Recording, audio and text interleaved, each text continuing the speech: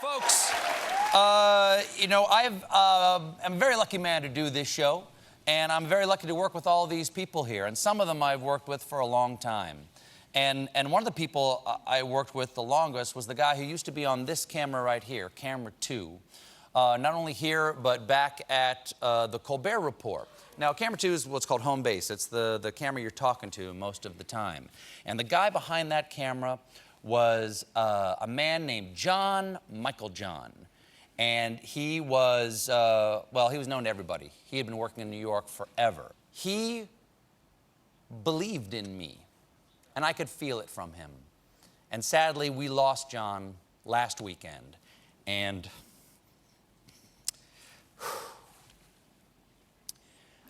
I wish I could have seen him again. He liked to talk about his boat. He liked to talk about fishing. He would listen to all my stories about my boat and my fish that nobody else wanted to hear. He gave me a beautiful fishing rod for my 50th birthday. And he gave me the greatest gift of all. As I said, he believed in me.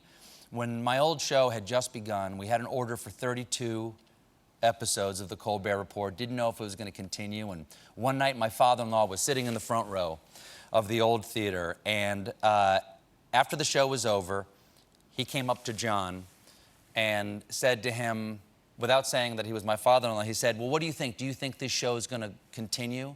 And Meiklejohn said, "I do." And he said, "Because of that guy at the desk, he can do this.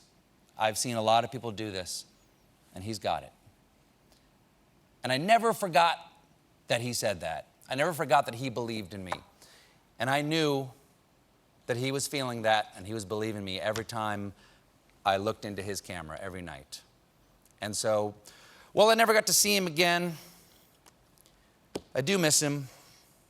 And I want to say thank you, John.